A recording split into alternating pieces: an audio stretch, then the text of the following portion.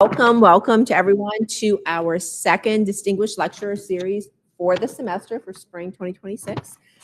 Today, we have the pleasure of having Dr. McNulty with us. He's our Chief Information Security Officer, and the title of his talk is version 1.2.4.0, My Personal Changelog, Graduate Studies, and More. And so many of us know Dr. McNulty from when he was a faculty member. We now know that he is moved on up and out to CISO, but still teaches in our department. We're very grateful to him. And so Dr. McNulty is the Chief Information Security Officer here.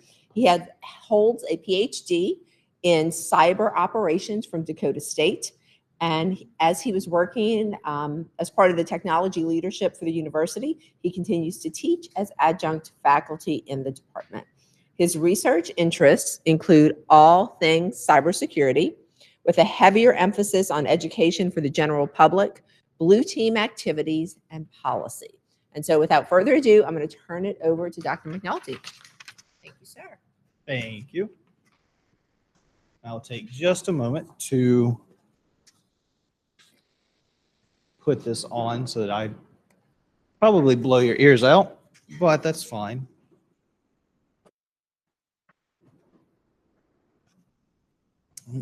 Bonnie has added her personal AI assistant in. There we go. Hopefully everybody, can y'all still hear me just as well? Yes. Thank you, Sean.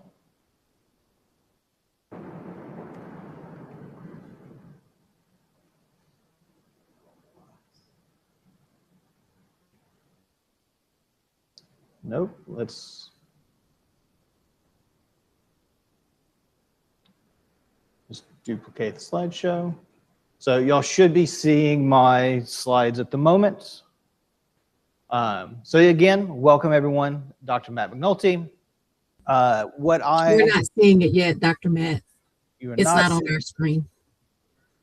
Oh, that would help.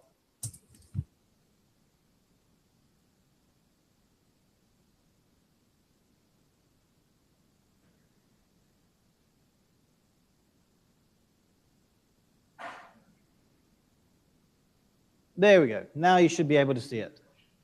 Yes. Maybe? Confirmed, yes. Okay, perfect. There's always technical difficulties. Technology is hard, especially if you're in computer science or IT. It always fights with you. So thank you all, everyone, for joining. Again, Dr. Matt McNulty. I was initially asked by GDoc to consider whether or not I would be available to do a DLS session for the spring semester. I said I would think about it and to see if, hey, maybe if you don't have somebody that I could just fill in. And then before the end of the day, Miss Sandy was emailing me saying that I had agreed to do it and that she was happy about it. So thank you, GDoc, for just volunteering me. As he does. So I really enjoyed our last speaker making his joke that he would be able to tell GDoc, no, it's not possible to do. So what I wanted to discuss today is a bit about myself, just kind of go through my general journey that I have been. And so that's where my initial title came from. So gone through a couple of versions of myself, a couple of different aspects, different phases of my life, career, whatever. So my personal changes, graduate studies, all of these things. And then I wanted to talk a little bit about what y'all's options are. So students that are still in school, what you are considering, what you may or may not want to do, and then just kind of some general chat as we go through. So that's where I've crossed out versions 1 through 3, and I would say let's put myself on version 4 right now. We're ignoring some subversions, and we're ignoring that that's not a great naming convention. It'll work. So as we go through, I did just want to, one, I like this picture. I just grabbed it when I was asked to get one for ACM one time. And so that's why I've just kept using it. But I did want to add this in. It's just kind of a thought. So to keep with the version controlling computer science theming of this. So think of your life as the process of continual development. Your, quote, initial commit is what gets you started, and your goal of a stable build being your first job. So that's you going through college right now.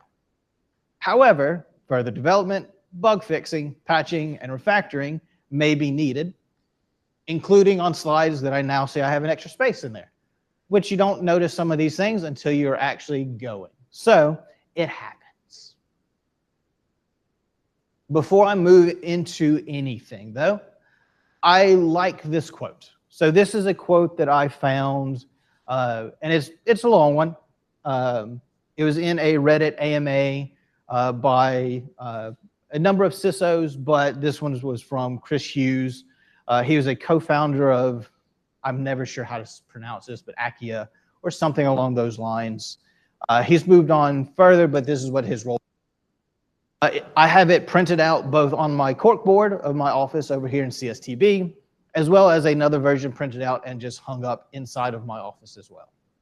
So the quote itself, I am just going to read it rather than just leaving it up there, is something that I think really sells and helps a lot of people. It is a thing that people struggle with, realistically, as you go through a whole bunch of different times of your life. And so I only came across this a couple years ago, but I wish I had seen something about, along this lines at least, a long time ago. So far too often, due to feelings of inadequacy, imposter syndrome, ego, and so on, people will refrain from asking questions in meetings and on projects because they will get exposed as not knowing things. I prefer to flip this paradigm on its head, and I'm far more concerned with not learning what I don't know than keeping up the facade that I do know. People are eager to share their experience, insights, and expertise. You just have to be willing to ask. The irony of this, when you shed that defense tactic, you learn a hell of a lot more and are more competent in the long haul as well. If we don't learn, we don't grow, and if we don't grow, we lose. And every bit of that is true. If you don't learn, you don't grow. If you don't grow, you're going to lose out on opportunities, on promotions, on job, on life. It is so easy, and I am just as guilty as anybody else, to not want to ask because, ooh, if I ask this question, they're going to know that I don't know blank. Or I really should know this if I am in this position. Why would somebody in this position ask this question? I'm not going to ask.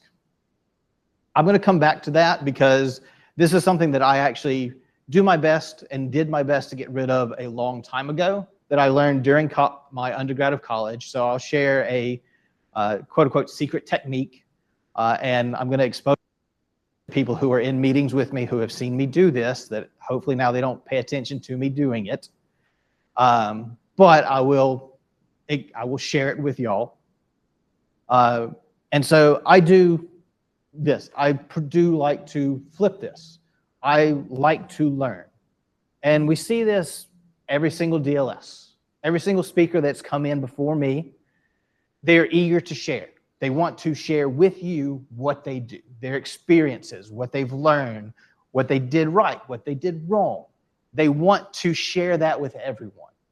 That's where all the speakers come from. That's where your professors, that's where your colleagues, that's where every single person is coming from. If you know something, you'll see that, well, if you know something, you are excited about it. If somebody knows something, they are excited about it. It doesn't matter what it is. It doesn't have to be an academic topic. If somebody is really good at Pokemon, they're excited to share Pokemon with you. I'm pulling that out because Poketopia, fantastic game that I'm just stuck on right now. So look, whatever it happens to be, people are excited to share their experience. They're excited to share that. So let them, ask them, give them the opportunity to share their experiences with you. And that will help you both grow, learn, and help you get rid of some of those feelings of the inadequacy, the imposter syndrome. Everybody's pretending that they know exactly what's going on. I promise you there's more people that have no idea going on than people who know what's going on in any setting. So I just wanted to start with this before I actually moved into my presentation, because I just like this. And again, I have this printed multiple places. So here's the overview of what I will be talking about, though. So my different versions, version 1 before college, high school and stuff like that. Not too much to say there, but just a little bit about me. Version 2.0, move into university. So starting my college career. And that'll include my initial master's degree.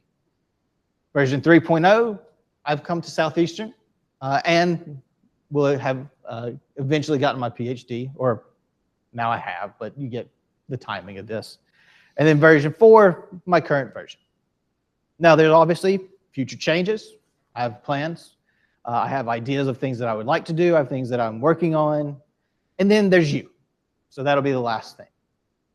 Feel free to ask questions throughout this. You do not have to wait till the end. Having a pause for questions at the end as well. So, version 1.0.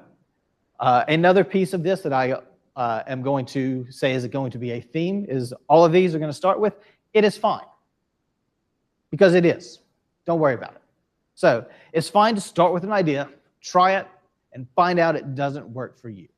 Don't be afraid of getting stuck because you've got an idea, you think this is what you want to do, and then, ooh, I don't like this.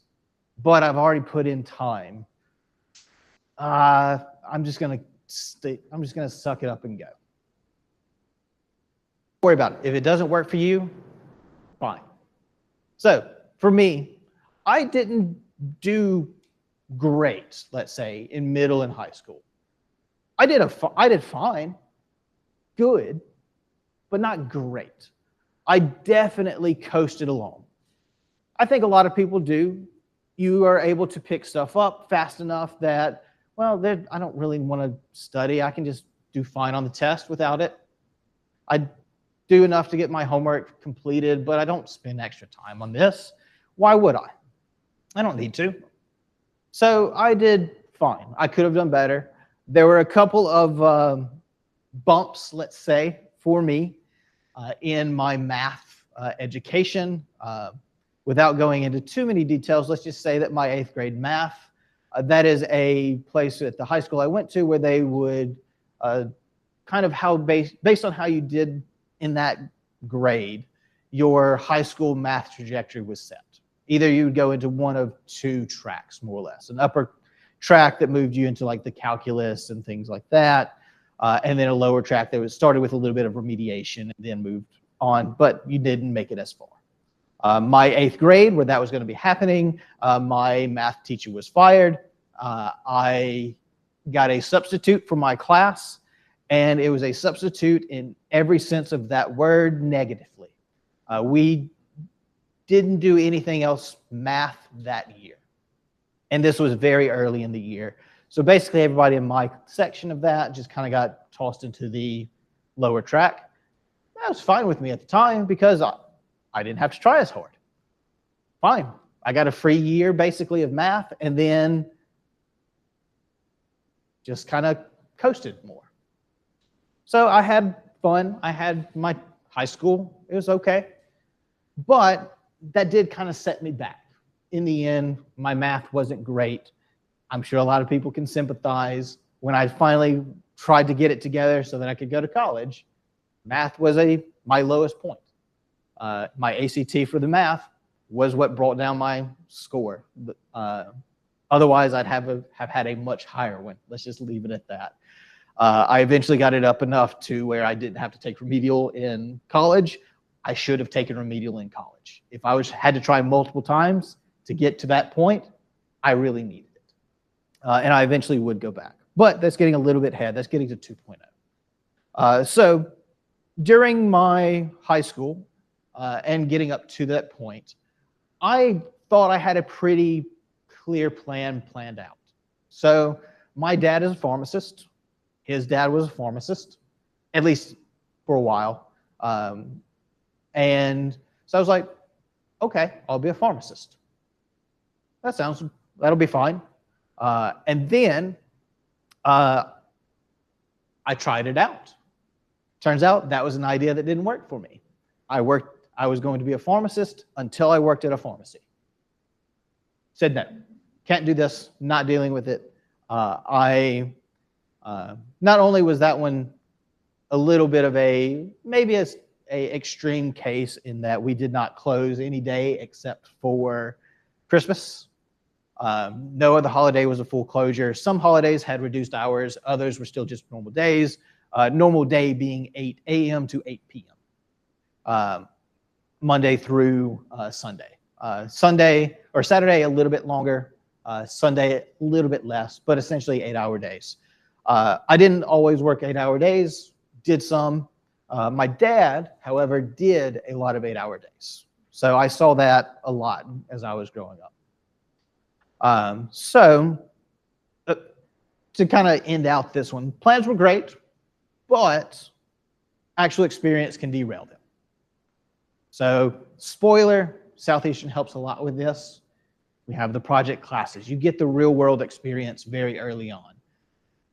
I know tons of students that have gone in and said, oh, I now know that this part of computer science is not for me. I'm not doing this the rest of my life.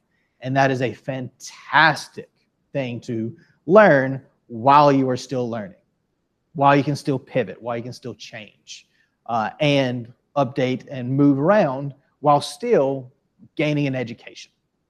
So try some actual work. Try to go through, get experience in what you think you want to do. It may turn out you don't want to do that. Could turn out that you love it. You just don't know until you work on it. So that brings me to version 2.0. It is fine to go in with the vague, no ideas, but try things that can help consolidate them. Again, you want to continue to advance. You want to continue to grow. I started Ole Miss with the intention of going in undeclared. I had wanted to be a pharmacist. I had no idea what else was out there. Orientation came. I went to it by myself because my parents were busy. And I just was like, well, I don't need them there. I can just go. That's fine. Orientation was a lot looser there than here at Southeastern. So there wasn't as many like walk around, view the locations, etc. However, on a whim, I happened to be in the engineering building as I was just walking around campus waiting for the next of I think 2 other things that had specific times for my orientation that I needed to go to get like my ID and stuff like that. I decided on a whim to check out computer science. Basically, I went, I like computers. Let's see what this is about. And I signed up on their initial advising list after going to their presentation at the engineering school. So signed up for that, heard a bit about it, was like, okay, I guess I like computers. This sounds like it could be interesting. I don't really get it, but I'm going to try it. I had done no programming. Closest thing to a computer class that I'd had in high school was typing. That's not anything near programming. It was on a computer at the very least. So at least I had that going for me. So that's where I started in computer science. That's also where I first learned that different people are going to learn things differently. So started computer science, I was in my very first computer science class in a different section, but at the same university, taking the same class. There was a person from my high school. And so, like I said, I did okay in high school. Middle of the pack at graduation, nothing special, but not the bottom end. So fair, good. The other person who was in the different section was the opposite of that. He was number 2 in that he had a 35 on the ACT. Number 1 had a 36. Max score. So he had 35, and he was that guy. Like, great person, great personality, nice to everyone, great at sports, great at academics, nauseatingly good. Like, when you think of like somebody who's going to be that person, it was him. And it just, again, great. We were taking the same class, just different people teaching it. I found out, of course, my mother loves this story. For me, this was probably the easiest class I would ever take. Like, hands down, got out of there near perfect score, ready to continue on. He said it was the hardest class that he'd ever taken, and changed his major. So, different people learn differently. So don't compare yourself versus somebody else. Compare yourself to yourself. What works for you works for you. What works for one person does not always work for everybody else. So I continued on in my undergrad computer science. During this time, I was a member of the marching and symphonic band at Ole Miss. Yes, I went to Ole Miss, University of Mississippi. I get it, LSU people, stop looking at me, Gassan. So, yeah, yes, I'm sorry, yeah, so I didn't fully give my background since we were going to be talking about this. Yes, North Mississippi. Technically, I was born in Tennessee, around the Nashville area, moved to Memphis, then North Mississippi. And then North Mississippi stayed until basically here. I moved around in that area for in a number of different ways. So I was part of the marching band, part of the symphonic band. Bonnie, do you have a torture? So we'll check on that. And hopefully this will last until, so I don't know where we're going to plug that in since everything is plugged in. We'll figure this out in just a moment. We're probably going to have a technical difficulty, but we'll see. So as I was saying, part of the band joined a music fraternity, Phi Mu Alpha Symphonia. Great group of people, loved it compared to a lot of the Greek organizations, anti-hazing, great people, so cannot shout them out enough. During that, I was an officer for them in basically every position except for secretary and treasurer. So president, I served as vice president, I served as alumni relations officer, I served as webmaster, to name most of them. So I did a lot with this, starting out pretty early. But that put me in a room with a lot of different people. A lot of music majors, obviously, but there were other majors as well, like me.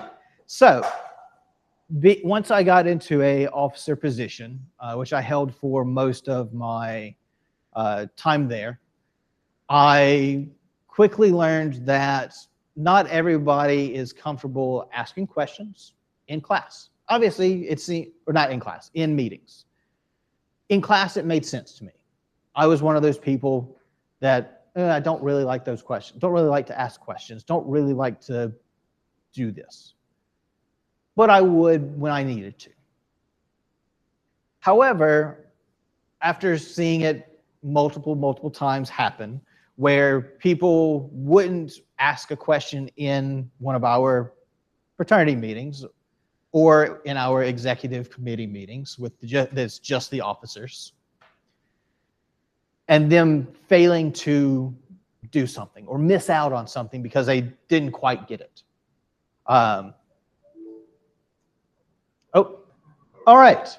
We are back.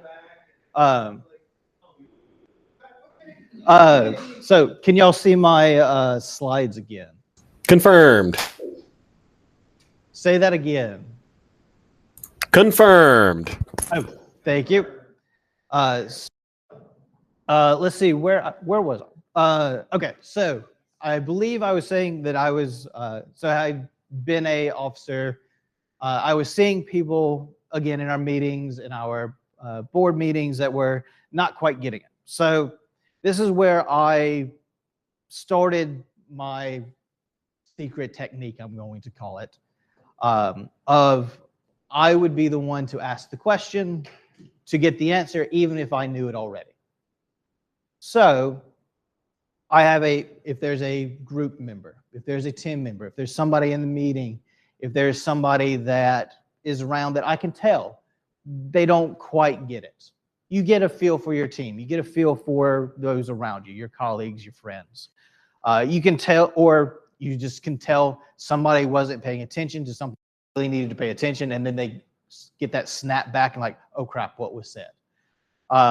So I would start asking a question or say, hey, would you be able to repeat that? Or, hey, just to make sure I understood, is this correct? And this is something that I still do. It works at every level. It works all over the place. One, people will then start looking at you like, hey, this person is confirming, this person is making sure that they understand. But really what you're going for is making sure that everybody understands. So, like I said, I do this. So hopefully the people that are in meetings with me don't call me out on this too much. But it works. And so this is what I started doing. This is what I still do. So that is my quote unquote secret technique while dealing with meetings, groups, whatever it happens to be, to make sure that everybody understands, everybody's on the same page.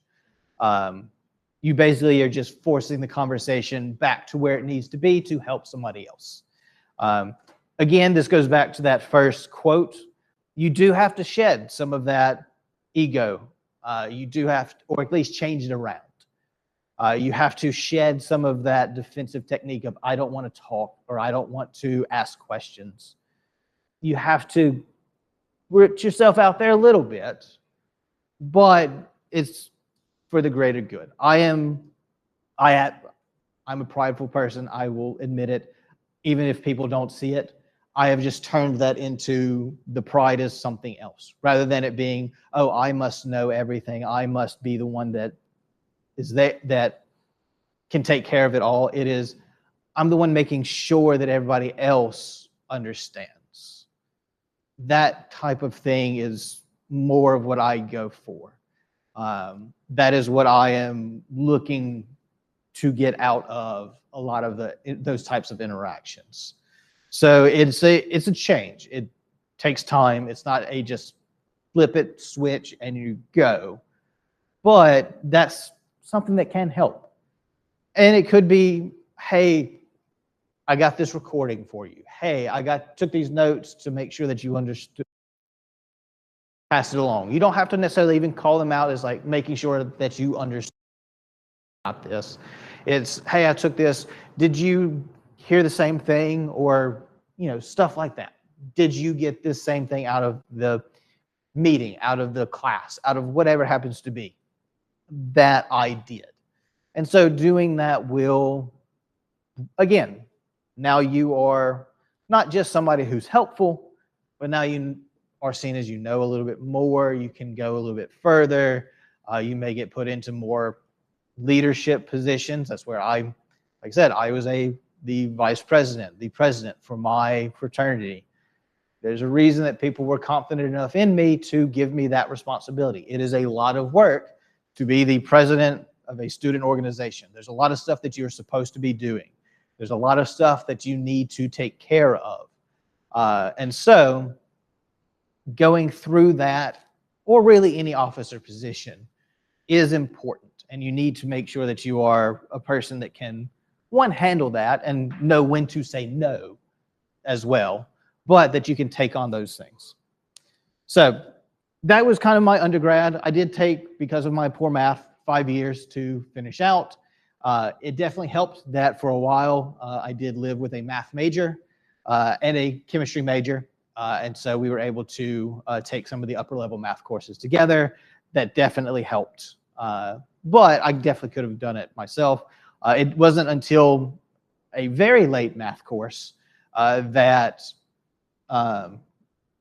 I had an instructor that was more computer science leaning, and she would take programs that would solve problems rather than us doing the repetitive homework. So either you could solve 20 problems on this, or you could write a program that solves that type of math problem. For me, that is something that I had wished, as soon as I heard it, that somebody had told me my very first semester of college. All those scary math symbols are just for loops or if statements or something like that. It's so much easier to think about it like that. And I suddenly just was able to do math a lot better, thinking about it in those terms. I wish I'd had that a lot sooner. And so that's why I like to throw that out in like my 161, 280 courses. Hey, do your math homework, write a program that solves it.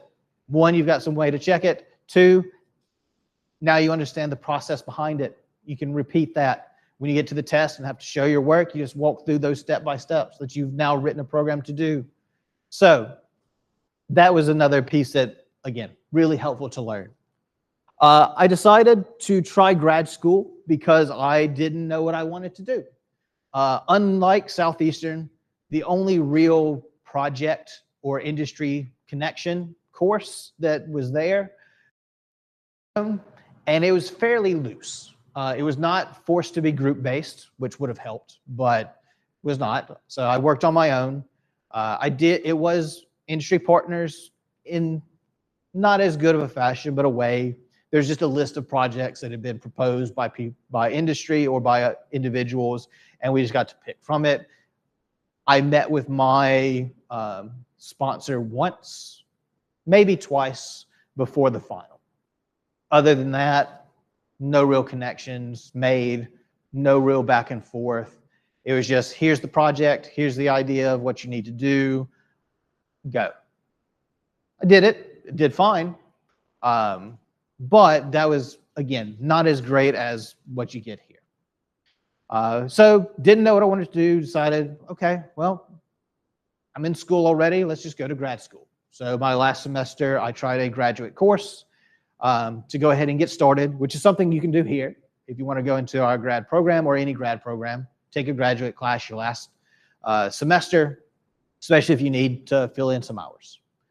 So I did that. And then during the summer, probably before I was supposed to have, they asked me to teach a course. So technically I hadn't started, I'd been accepted to grad school, but it was the summer semester before. They asked me to teach a summer term 2 class, which would be the equivalent of our 2800, programming 2. Still Java, still basically it's very similar to here. But it was a term 2 class, which means that it's 4 weeks because term 2 is July, which meant 16 weeks worth of classes in 4 weeks. And so we met 4 hours a day, Monday through Friday. So that let us get in everything, have plenty of time, plus some lab time, everything that we needed to do. I was not a person, and I honestly still am not. I do not like talking in front of people. I'm doing it right now. I don't like it.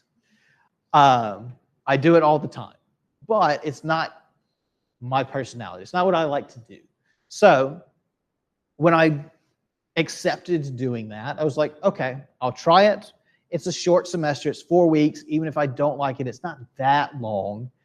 But then I'll have at least tried it. And I can say, okay, wasn't for me. I can look into other things to do. Turns out I was completely wrong. I did enjoy teaching. I really enjoyed that semester. And I continued throughout the rest of my grad, except for the very last semester, teaching. I would teach at least one, maybe two semester, and I would TA because to cover my tuition plus give me a stipend. One class was 75%, TA was 25%, at least at the time. And then they just made me my own TA, basically. So I would just, basically, instead of grading for somebody else, I graded for myself. Fine with me, but that just meant I was basically doing the job that I would eventually do already, just to a only 1 or 2 class extent. However, I definitely extended my time there for myself by about an extra 1.5 years because I got comfortable with that, which is very easy to do. You're enjoying it like I was. I was getting a stipend that wasn't much, but it was enough to cover my basics. Why did I need to change? Couple that with an advisor who wasn't really checking in on me doing things, my tuition being paid for by me teaching and doing something I enjoyed. So I would just sign up for enough classes to be full-time. And by that, I mean I was signing up for the thesis class, which you didn't have to do anything because it was just independent research, basically. And without an advisor checking on me that I was moving forward, I just kept signing up, getting a pass, signing up, getting a pass, signing up, getting a pass. And I did that for an extra year, basically, about 1.5 years. So instead of I kind of started at the semester I should have graduated. Did that for another year and then decided, okay, no, I have to graduate. I need to finish. And so fall of 2015, I buckled down, said, I'm finishing this, worked with my advisor, got a project instead of a thesis, put that together, had a lot of fun with it, built a wireless Wi-Fi, wireless phone Wi-Fi sniffer to grab information from people on the fly with a Raspberry Pi, a Wi-Fi dongle, and a battery, portable battery pack that I still use because it was great. And so I had a lot of fun with that. So there's a lot of interesting things that came from there. I did just notice one thing I'm going to fix on the Meet. So pardon me just a second. Oh, okay, never mind. I'm not going to fix it. It's just not plugged in because we had to unplug that other thing. Never mind. We'll leave it. The camera is just, that's fine. So I got comfortable, but I eventually did get out and graduated. And then it started the long process of trying to find a job in which I put in resumes and interviewed for teaching positions in nearly every southeastern state. I think Georgia, maybe North Carolina are the only 2 that I didn't. Tennessee, Mississippi, Arkansas, Alabama, Florida, South Carolina, all of those, and obviously Louisiana. I at least sent in resumes. I went to and visited and interviewed in person in a lot of those. And finally got a job.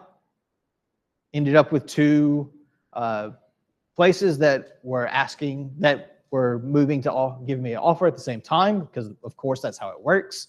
After trying for about 1.5 years to get a job. And so, of course, I was being a little lazy with that. I could have tried harder, but we'll ignore that. And Southeastern made me an offer first. I waited a little bit to see if the other place would, and turns out that they were still struggling just a little bit to get the final approval. So I had to give them hey, I've already got an offer. Thank you for your time. Pass that information on to somebody else who is looking, but I've got to accept the offer that's actually there. Luckily, that was Southeastern. So that brings me to version 3.0. It is fine to take your time finding the right place to continue, but make sure to keep your curiosity. So started in Southeastern fall 2017 as an instructor. I had a little bit of a rocky start. The first semester was okay. The second semester was actually worse due to some scheduling issues and locations. So did that, and about a year later, it was like, yeah, I really do want to continue with this. So I started looking around and found a PhD program, which I started at Dakota State University in fall of 2018. So started at the 18-19 year in their PhD program, which was is a online program. So of course I was working here full time and doing that in my, I want to say spare time, but there's not really a lot of spare time when you're doing that. I actually was able to finish this up in spring 21. So 3 years, which I do not recommend. It was the minimum time that could be done in. There's a residency requirement where you had to go to their campus 3 times in the spring for a week. However, and so over 3 times, that meant 3-year minimum. That put me in a lot of 10-hour semesters while working full time, and 10 hours of PhD classes is a lot of work. I would not do it. I don't know that I would do it again. I would probably stretch it to 4 years at the minimum. You had a maximum of 7. Most people took 4 to 5, depending on what they were doing. So I got my PhD, cyber operations, because cybersecurity was really interesting to me, still is. It was the topic that graduated me out of my master's. And so moved on, got my PhD, but I was also working with other things here at Southeastern. Lions Code, Gen Cyber. Eventually would also work with LED and Unity. And so I was able to do a lot with different aspects of these pieces to continue to make myself useful, helpful, and again, satisfy my own curiosity. So that's what I would, and actually I just realized I'm using the same adjectives. It's almost like I wrote these slides. So position yourself where you're being helpful, useful, and if possible, feeling a niche that isn't covered already. However, let your interest drive. That's what I did. I was interested in cybersecurity. It filled a niche that was not filled here, but I would also bring in other aspects. So that brings me up to moving with that to 4.0. It's fine to make a move yourself if your goals aren't moving forward on their own. So in 23, I moved over to the Office of Technology full-time. I started part-time doing some work during the tail of the spring semester, during the summer, and then moved officially over in the fall.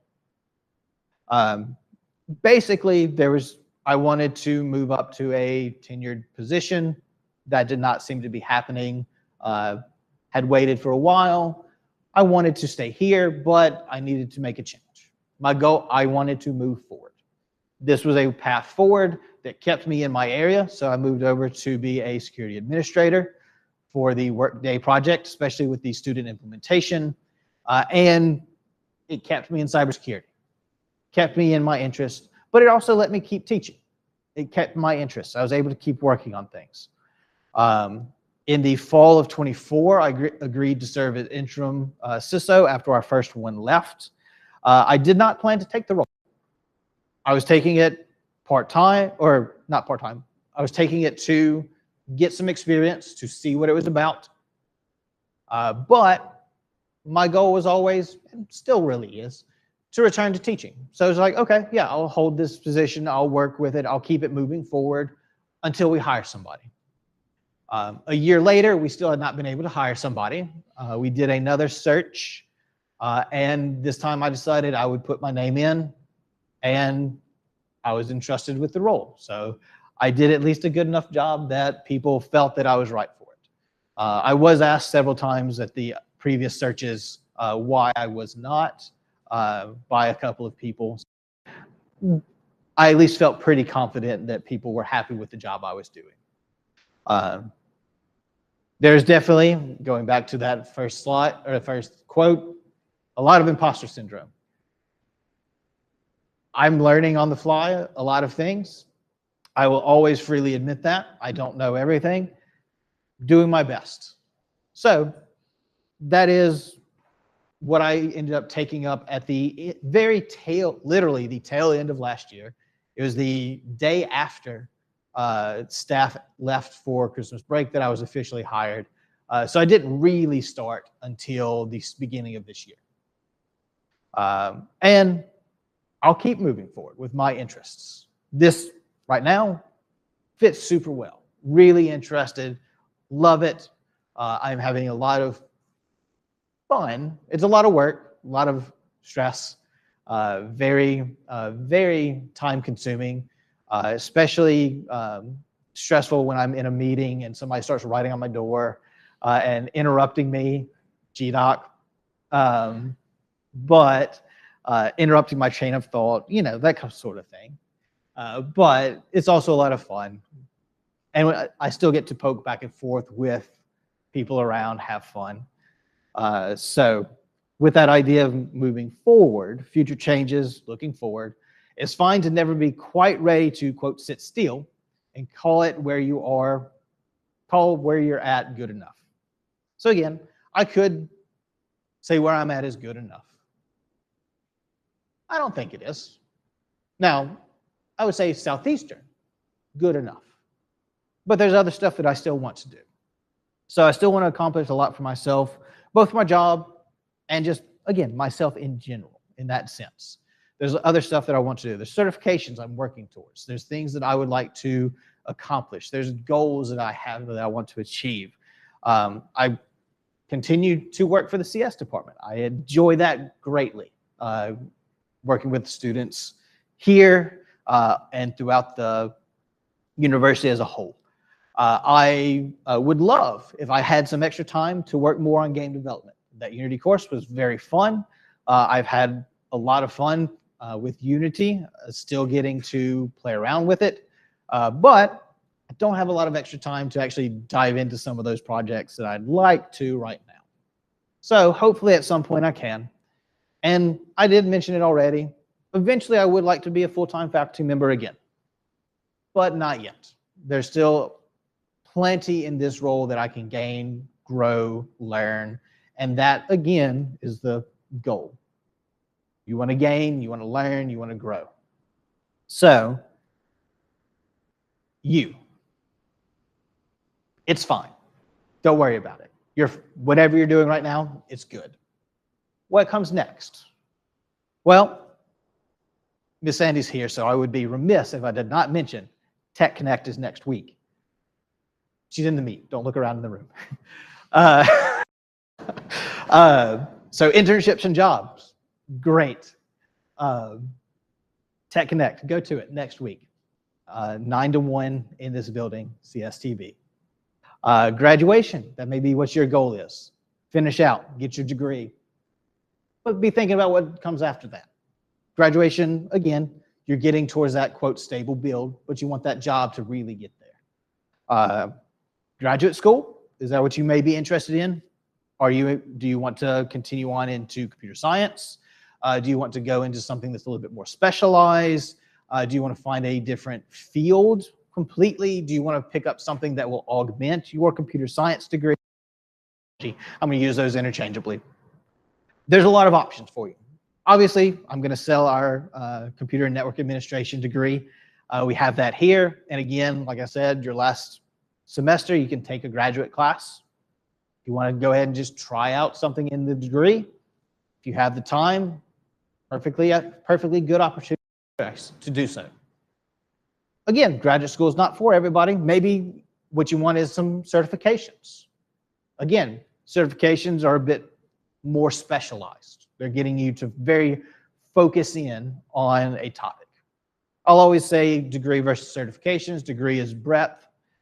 Certification is depth.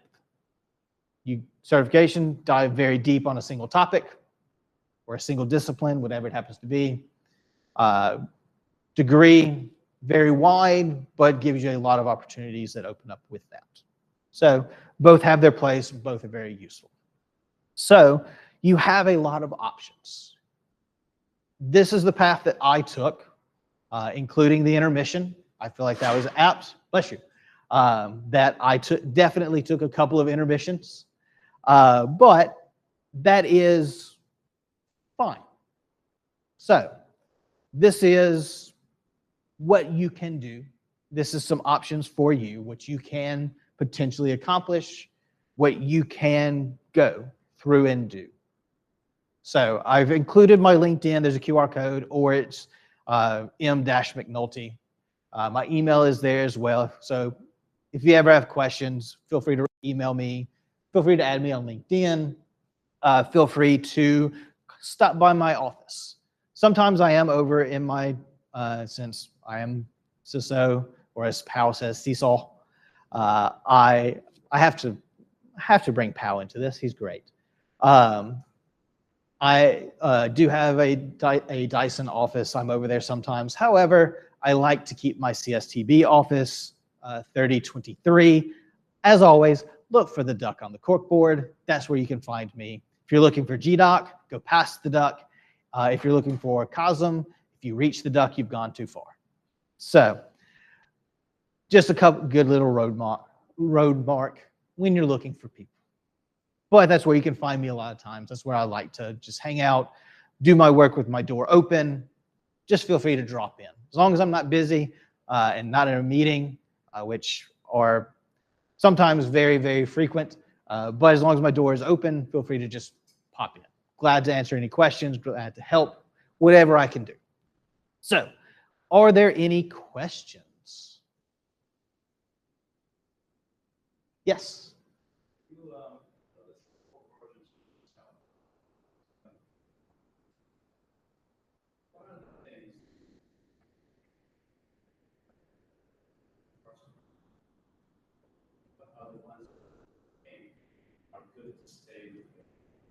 So the question is, I've showed 4 versions of myself. What pieces, as I went through this, am I happy that I got rid of, and what pieces am I happy that I kept?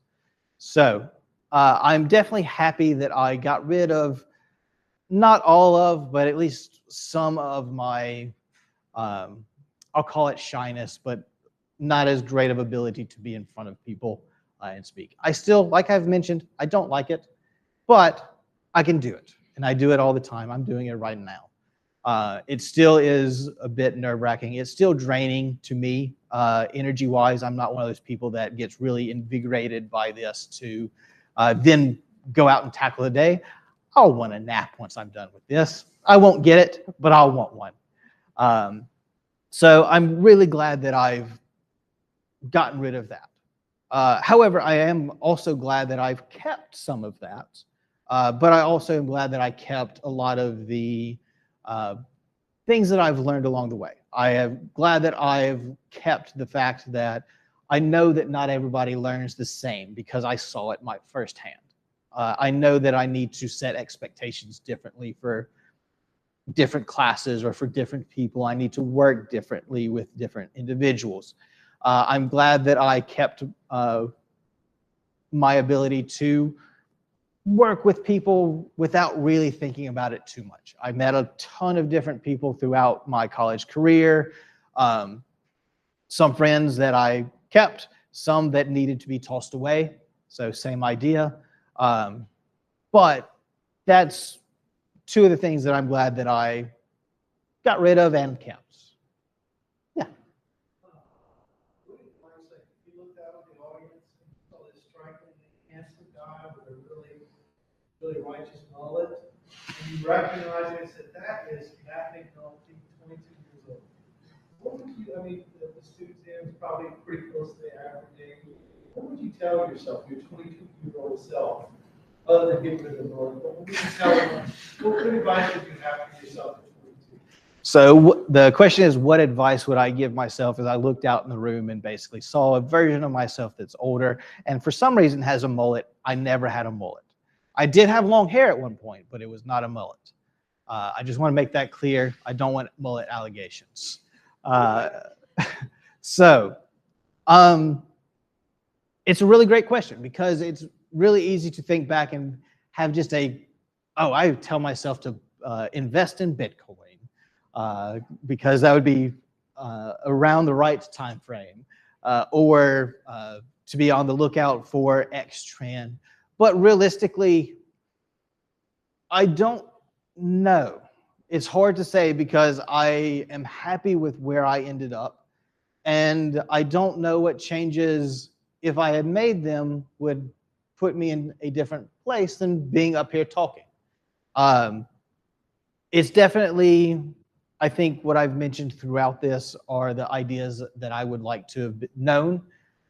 Probably a little bit earlier than 22, I would have liked to have known the math and computer science piece of just make a problem to solve your math homework and to learn it better.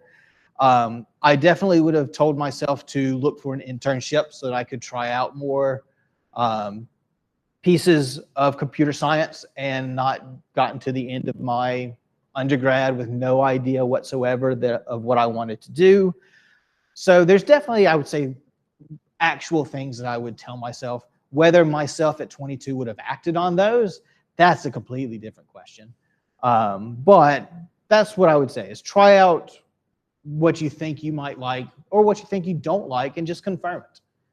Internships, projects, just whether they be in classes or personal, try them out. Give it a shot and see what happens. Yeah. What are some projects that you think would be good for people like you who are graduating this semester who are kind of undecided about graduate school next? What are some projects that you recommend that you want to have a portfolio, like a job or a graduate school? So the question is, what would I recommend for somebody who's about to graduate in terms of adding a project to their portfolio for graduate school or for a job? I would say, instead of thinking about it in terms of adding a project, add a bunch of them. Make a whole bunch of little toy programs. They don't have to really do something. Show that you're wanting to learn. Pick a language that you don't know and do a small text-based game in it. Pick a topic that you haven't really dived into. Say, oh, I need to learn more about regular expressions. Go into it with the language that you're really familiar with, but that's the point of the project, is to really learn regular expressions and be able to parse out information or something of that nature. So I would say that show a wide breadth of smaller projects to show that you are interested in learning, so that you're able to pick up a lot of interesting, or not even just interesting, that's the wrong word, a lot of different ideas, a lot of different things very easily, to show that you know how to learn and that you are interested in learning. That's what I would say would be a really good opportunity and something that is easy to knock out one every 2 weeks or every week, or depending on your free time and what else you want to do. Don't burn yourself out. Don't think, oh, I need to get something in. Do it as you enjoy. Find something that is interesting, learn a bit about it, do a little project on it, throw it on your GitHub, and move on to the next thing. Comment it, show that you've got good practices, all that, fun stuff. But that's what I would say. And then you've got, again, more projects, more information about you out there, more things to show off that, hey, I've been learning about networking. Hey, I've been learning about graphic design. Hey, I've been working about machine learning or artificial intelligence or computer vision, or I've designed this UI because I was trying to work on some graphic stuff and I just wanted to see how I would do in making something that looks functional. Doesn't have to be functional, just looks fine. So that would be my suggestion. Any other questions, or are there any questions online?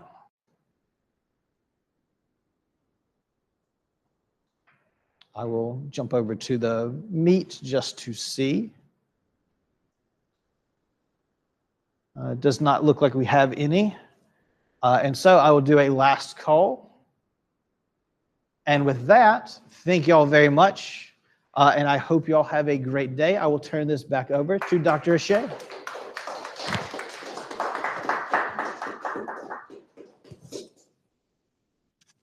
All right. Thank you so much, Dr. McNulty, for that version 1, 2, 3, 4 walkthrough of your experiences. And we know there's many more to come. So I want to thank you guys for coming today. I want to remind everyone Tech Connect is next Wednesday. You can't miss it.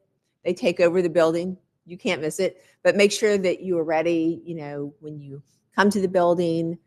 Collared shirts always nice. Pants are always nice. Not pajamas, you know, not sweats. I would recommend something maybe a little upgraded from that.